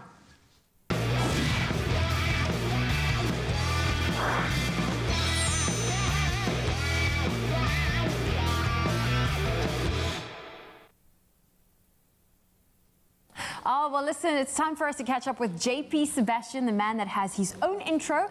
And we take a look at the new movies releasing today in the theatre. Are movies still releasing in the big screens? Yeah, I know it might not feel like that to you. Zoe's been trapped in the studio for the past year. I've locked in a closet. Can I even call myself a nomad? Yeah, that would be too liberated, I think. Nothing fun for me at the moment. Hint, hint. But some great movies. I mean, we've been going through the awards. We've gone through the SAGs, the BAFTAs, Golden Globes. So finally, some of the movies are finally showing on our screen. So let's quickly look at Voyagers. So after mentioning all those awards, I doubt this one will get anywhere near that. Because, look, maybe not necessarily for every age group. Okay, no, that's not correct to put it that way, but they refer to it as YA, young adult. Same director as Divergent. If you're into Hunger Games and that kind of stuff, and heck, if you like sci-fi, maybe it's for you too. Voyagers is a story that people my age and older have seen 1,000 times before, but maybe teenagers for the first time are going, wow, that was mind-blowing. I've never seen anything like that. So the story is, people get jetted off into space. Teenagers get reared from fetal stage all the way up to teenagehood to serve the ship that they're on, to become crew on the ship because it's a long voyage. I feel like this is like a spin-off from Avatar, but the people are actually people. Yeah, or well, if you wanted all the blue that your dreams could imagine, like Avatar, they drink this blue fluid, which I think, by the way, just because I'm a high school chemistry nerd, is copper chloride, which suppresses your libidinal urges, so teenagers getting too feisty. I think it helps them stay focused and whatever on the ship, but one guy eventually goes, you know, I heard this stuff stops us from feeling, and he throws it away.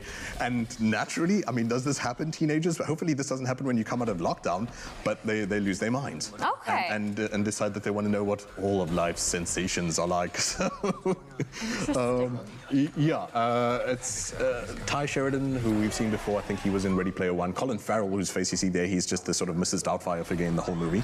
Doesn't get involved in the feistiness, thank goodness. He's too old for that. Yeah.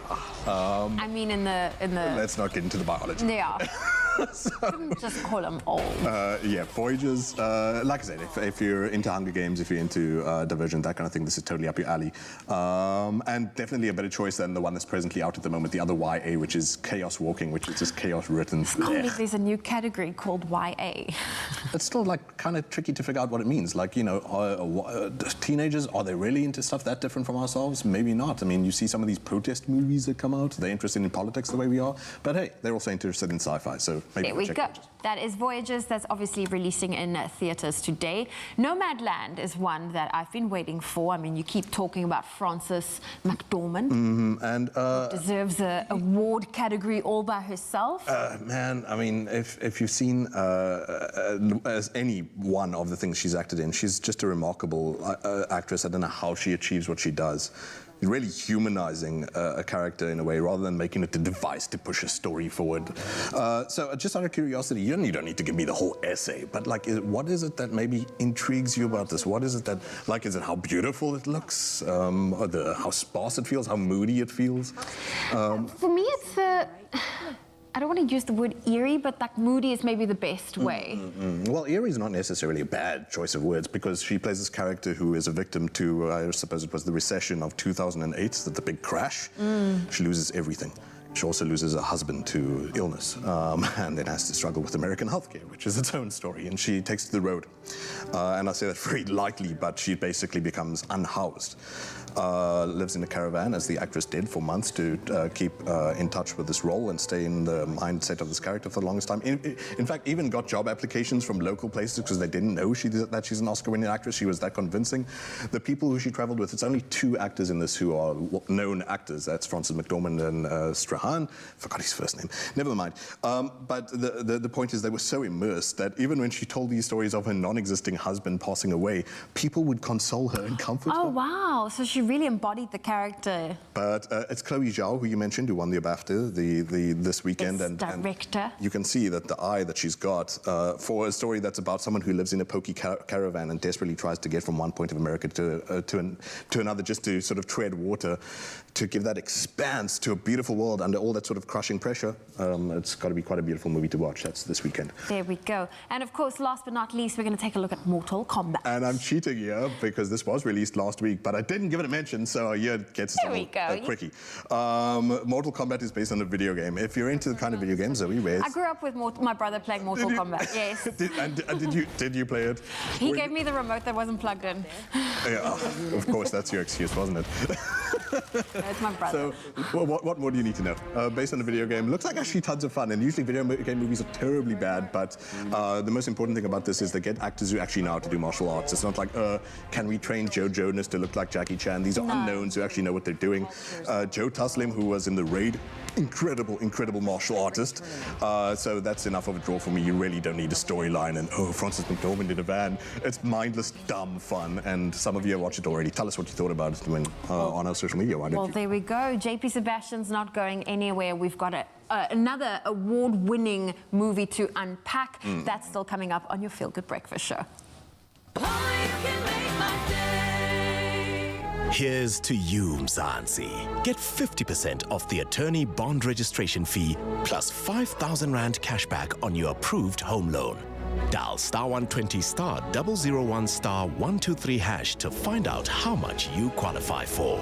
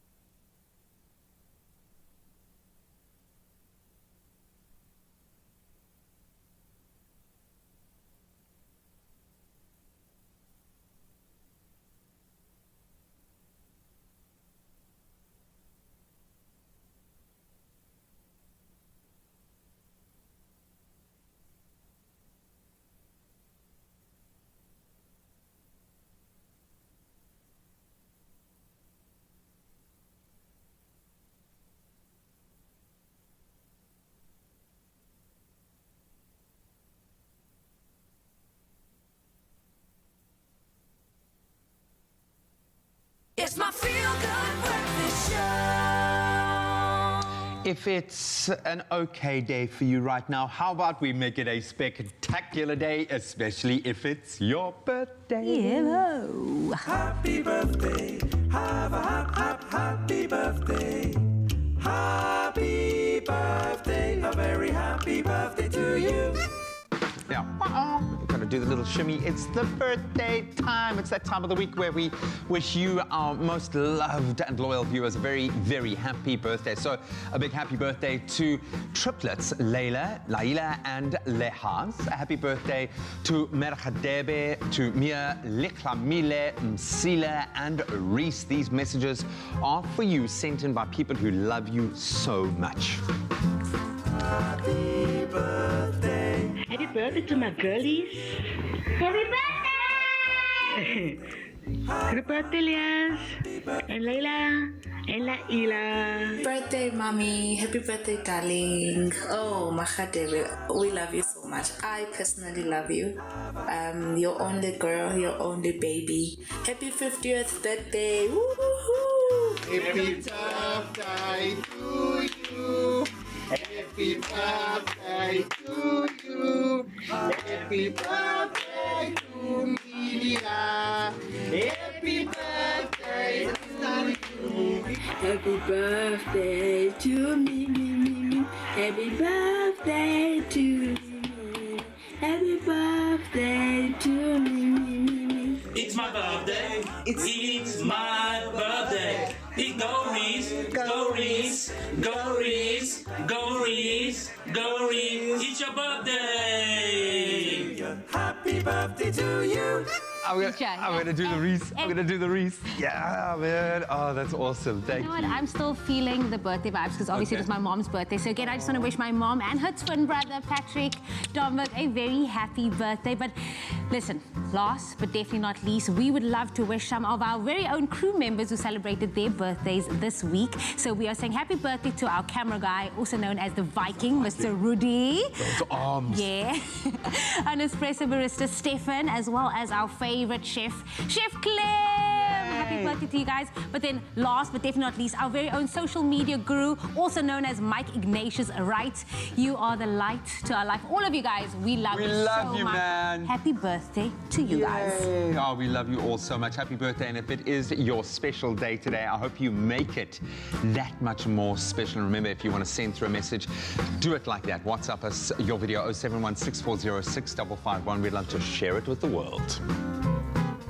Oh, well, listen, I am back in the kitchen with the one and only Mama K. So from celebrating birthdays to celebrating different cultures, of course, today we are putting the spotlight on Nigeria.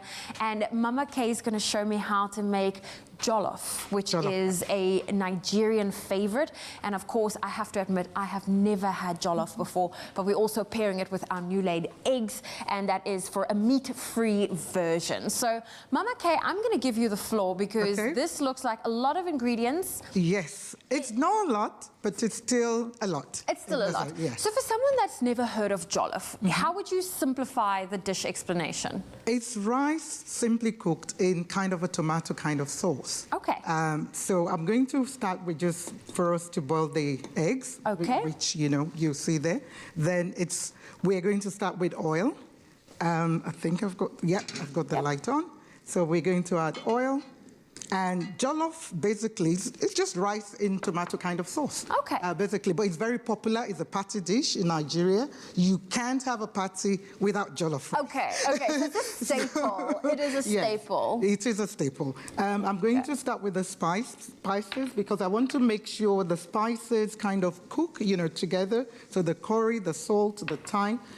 Chili again. We love our chili. But with everything, yes, you can add to your taste. Okay. If you don't want chili, you can leave it out. But, this one, I've added a little bit, to it.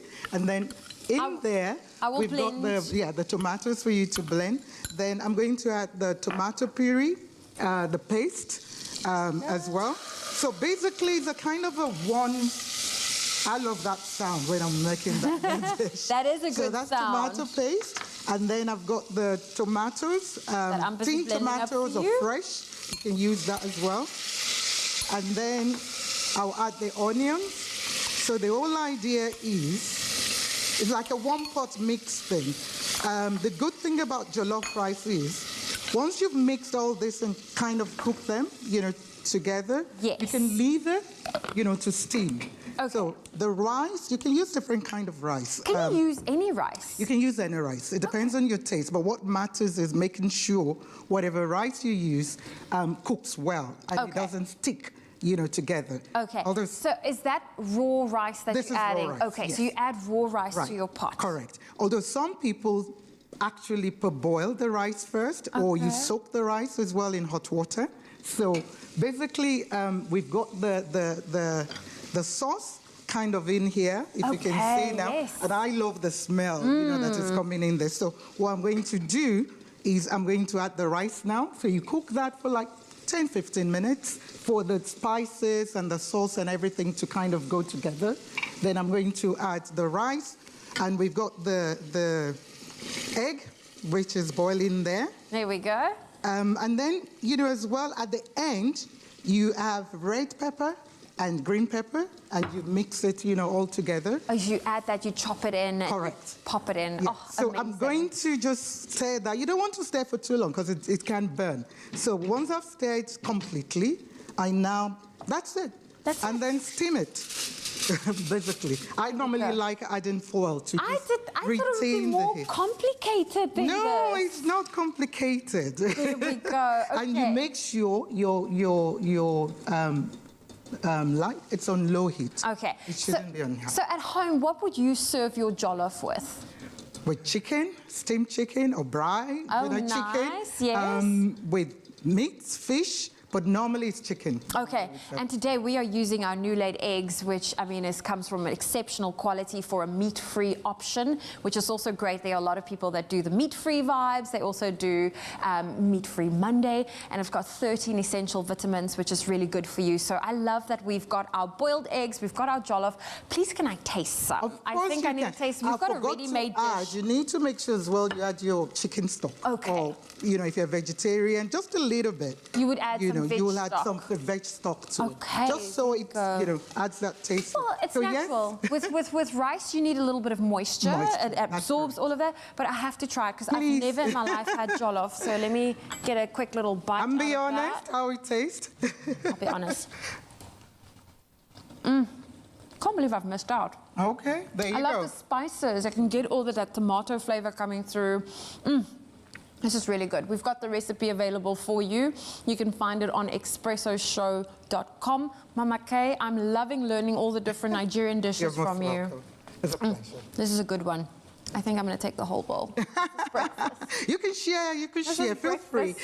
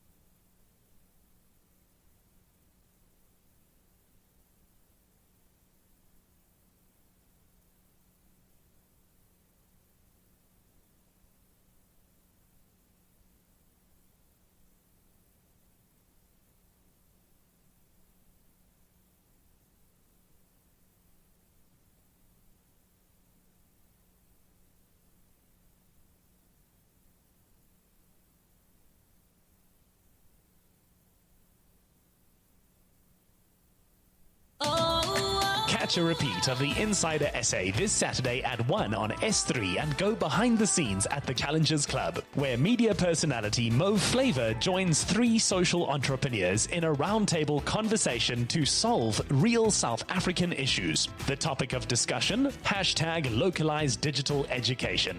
Open up to dreaming bigger with the Insider Essay, Saturday afternoon at 1 only on S3. It's my feel-good breakfast show.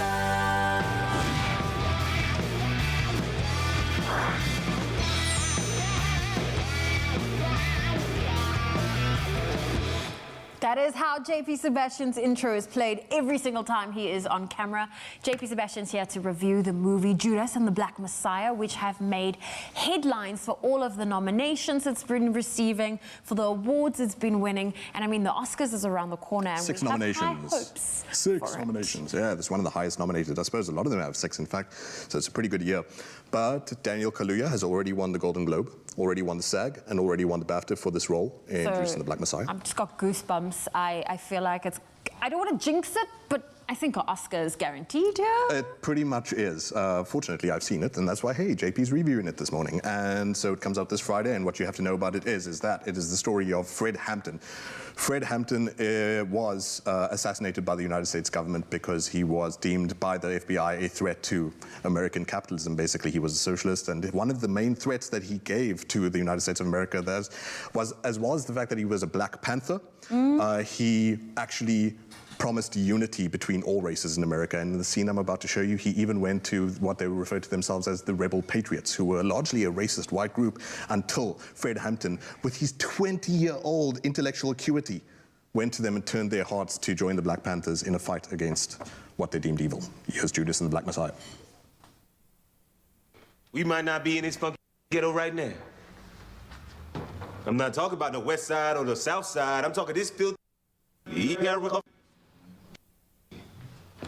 We almost got into it with a rad over a parking space. I bet y'all babies getting the same education. Y'all paying the same taxes to get your heads whooped in by the same pigs. Ain't that a trip? We pay them, huh? We pay the pigs to run us off of our corners. Let me ask y'all something. If this building caught fire right now, what would y'all worry about, huh? Water and escape. If somebody would ask you, what's your culture during this fire, brother? Water. That's my culture. Well, how about your politics? Water and escape. Well, guess what? America's on fire right now. And until that fire is extinguished, don't nothing else mean a damn.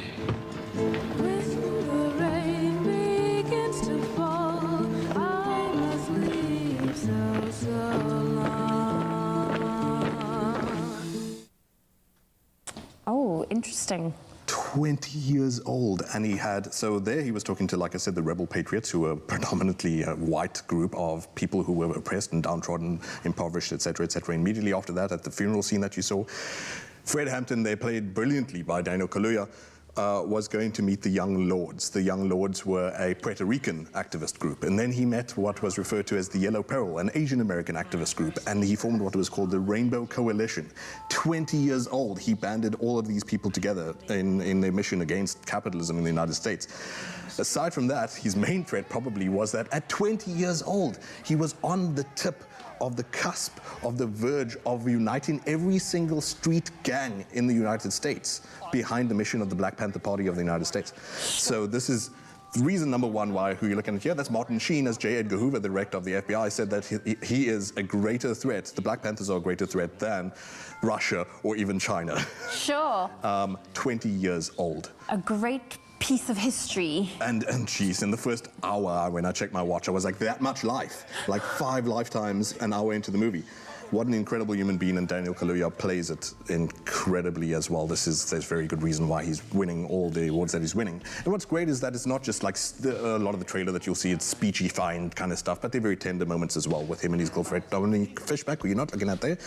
She was nominated for BAFTA, and so there's the father side. He's about to be a father. How do you have that tension between being ready to die for the revolution, but also having a kid on the way kind of stuff? Then Lakeith Stanfield, who is the Judas in the title. By the way, that was from J. Edgar Hoover himself, who said that we must prevent the the ascent of a black messiah who might liberate black people the way Fred Hampton threatened to. And so they insert a Judas of their own. Lakeith Stanfield is nabbed for stealing a car and told by the police, we can make a deal. You were faking being a cop, and you stole cars, you can get 6 years in jail, or you could pimp for us. Okay. You could be a snitch, you could be a rat. And just saying that makes me remember how even at the climactic scene in this movie, I don't usually get like sort of bodily involved with movies. A Quiet Place, I braced my legs because I wanted to run the whole time. This movie, I nearly chucked my notebook in anger. And especially just for us as South Africans, when you remember how they took our heroes. Last week was the anniversary of Chris Hani, Solomon Mahlangu, Steve Biko, Ashley Krill, who was also killed in his bed. So I recommend that every South African who is interested in justice watch this movie by any means necessary, as Malcolm might say. And that's another fascinating thing, is that the studio is Warner Brothers Pictures, and that's a gigantic multi-billion-dollar corporation. And I thought then they'd play very carefully about these, capitalism, socialism kind of thing. We don't want to touch that. We don't want to do that. Let's just show him doing cute dances in like little African shirts and stuff. No. He mentions Fanon, he mentions Mao, he mentions Shay, he mentions Malcolm, obviously. Just a great intro, I suppose, to that tradition of ideological thought. Now, all of that aside, big politics and all of that, like I said, they're very tender moments as well with the girlfriend, the verge of being a father, and her on the verge of being a mother.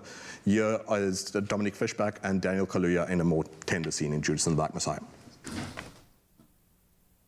Maybe the fact that I'm bringing a child into a war zone, these aren't considerations you have to make. You get to go out there, talk about dying a revolutionary death and how your body belonged to the revolution because you don't have another person growing inside your body.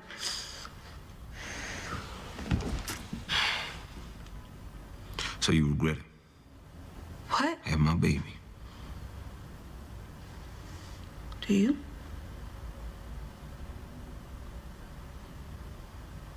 When I dedicated my life to the people, I dedicated my life. You did? Man, it wasn't until Manon when I realized what that meant. Because in order to survive in there, a part of me had to die, man. You couldn't have told me that when I got out, that I had every reason to live.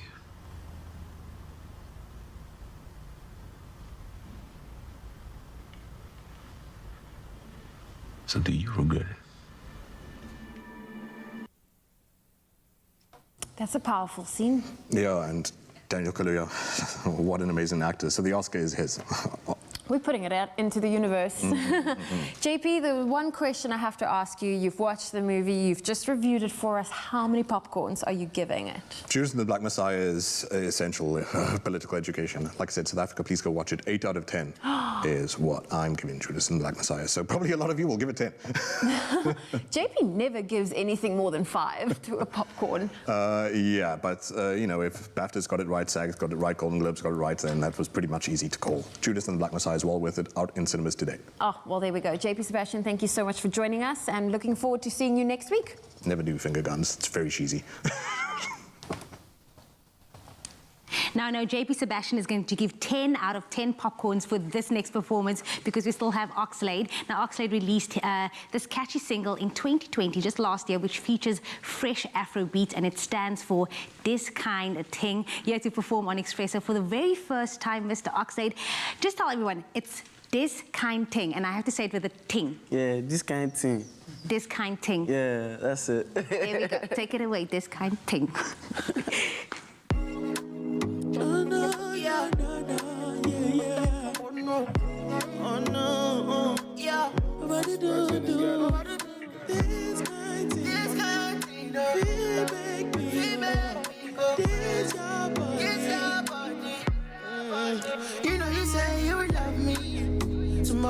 be lucky. Trying to reach you all night, but I've been unlucky.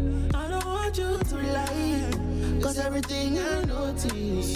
And I've been trying to be the Mr. Right, but I've been unlucky. Oh baby, all night I've been searching for your baby all night. I've been thinking so you go there online. Oh baby, me I've been searching for a while, oh for a while. All night I've been searching for your baby all night. I've been thinking so you go there online, but I've been searching for you for a while.